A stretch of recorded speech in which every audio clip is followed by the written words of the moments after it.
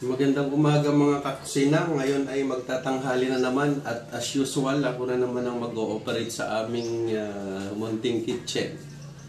So ang recipe natin for the day ay ang paborito ni Mrs. ang dinuguan.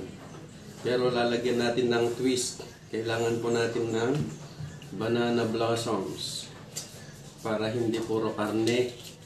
Kasi nakakaumay pag puro karne. So ito ang ating, kailangan linisin muna siya. Binababad ko siya sa tubig para hindi siya pumitim. Ayan. So mamaya may gagawin pa tayo dito. Tatadtarin pa natin ito para mas magandang ihalo sa dinuguan. So yan muna habang prepare natin. Alright!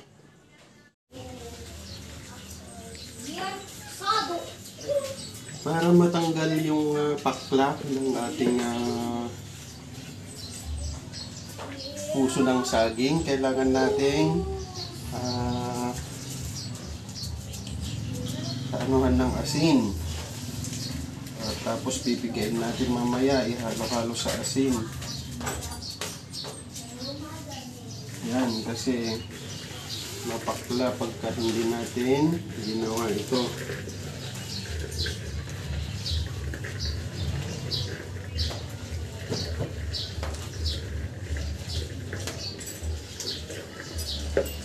Ayan. Then hugasan natin ng konti, saka natin tadtarin itong banana blossom o puso ng saging. Alright! Alright, at eto na nga tayo sa ating dinuguan with banana blossom recipe.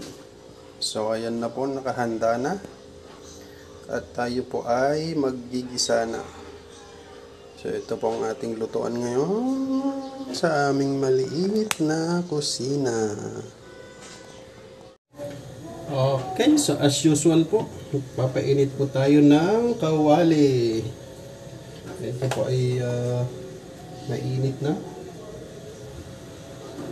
Ayan, so maglalagay tayo ng kaunting mantika para igisa natin ang karne.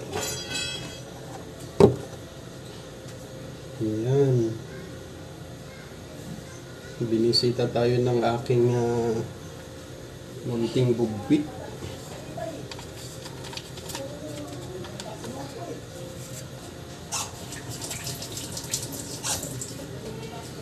Yan, so mainit na po ang ating mantika.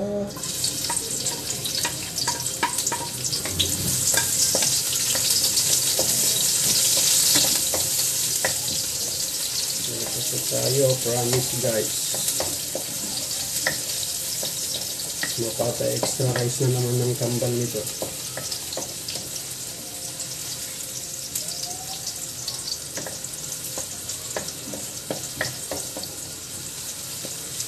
Ayan, so unahin natin igisa ang taba.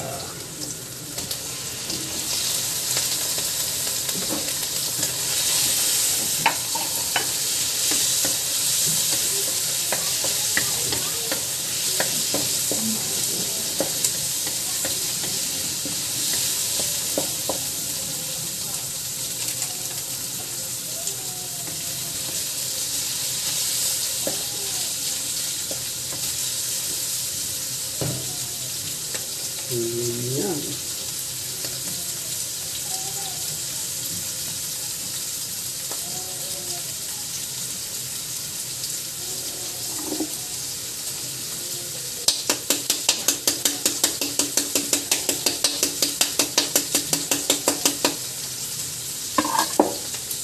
Lalagay tayo ng dinurog na paminta.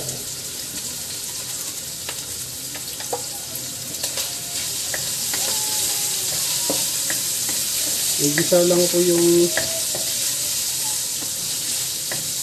taba hanggang mag-brown ng konti. Ano po? Para masarap.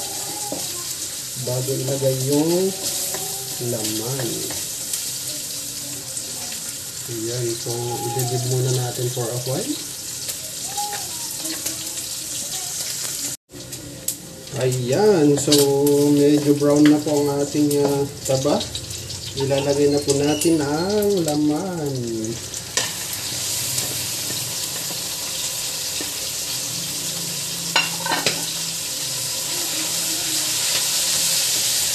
Ayan, so gigisahin din po natin ito hanggang mag-brown.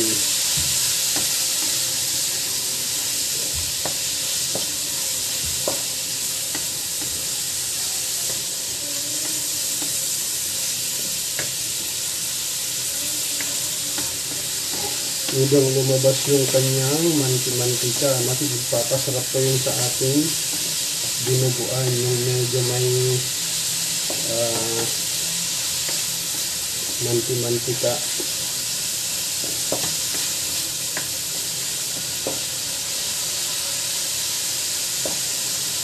Yan. So, ililib muna natin to hanggang mag-brown yung ating laman.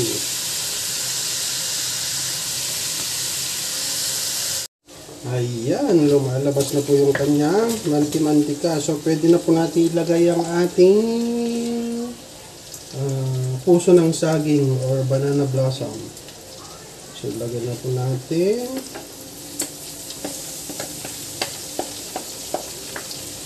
Ayan. Tapos, igisa natin hanggang maluto yung puso ng saging.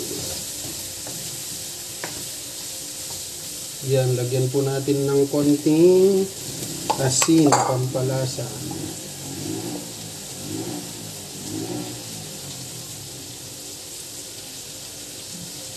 Yan, yung sakto lang po para hindi maalat, ha. Ayan.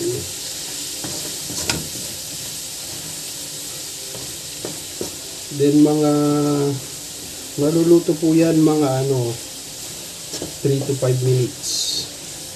Ayan, so ililib muna natin ulit. Tatakpan muna natin.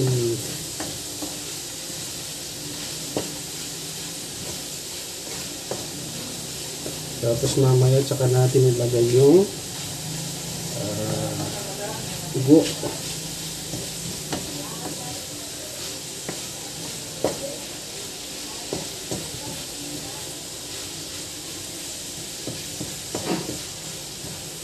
Yan, kung kulang po yung mantika niya, pwede pong dagdagan kasi mas masarap yung dinuguan pag medyo may mamanti-mantika siya. So yan, so ilib muna natin para maluto yung puso ng saging. Ayan, ito na po, luto na po ang ating laman at saka yung puso ng saging. So, pwede na po natin ilagay ang ating dugo ng baboy. So, tip lang po, dapat doon po kayo sa suki nyo bibili. Ano po? Para siguradong hindi siya ligtas. So, may binibilang ako dyan sa Ilocano doon. Kaya, tiwala ako. So, ilalagay lang po natin.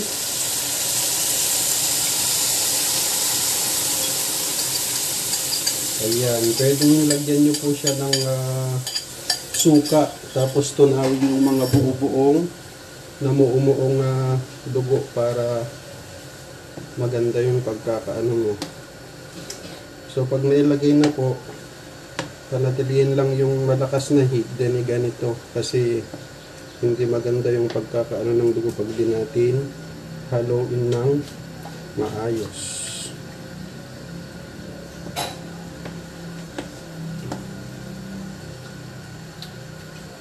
So, ito na po siya.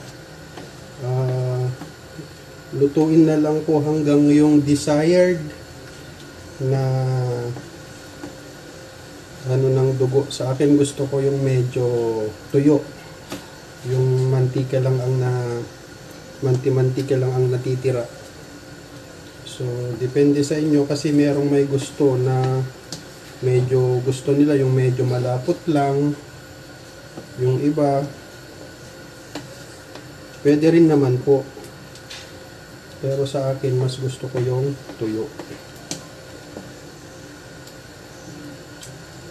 Ayan, so eto na siya. Hintayin na lang po natin. Depende na po. Ito po ay okay na. Pero depende na lang po sa gusto ninyong texture ng ating dinuguan.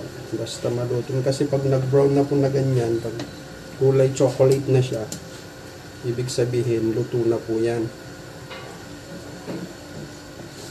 So, depende na lang po sa gusto nyong texture ng dinuguan. Katulad ng sinabi ko, mas gusto ko po yung medyo tuyo.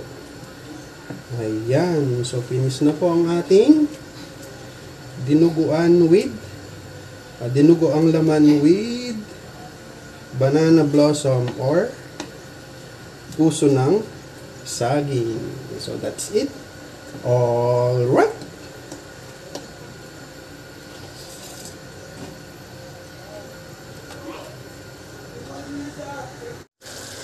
Okay, ito na po ang ating dinuguan.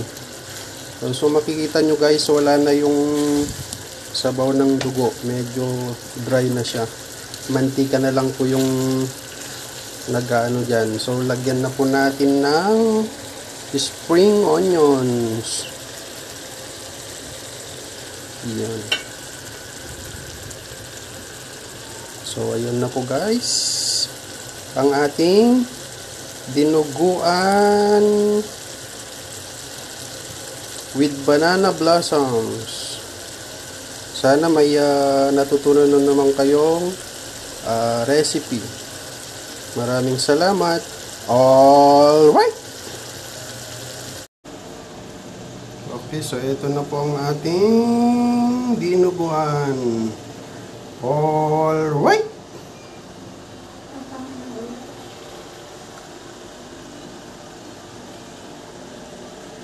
Hindi ba din mainit yan?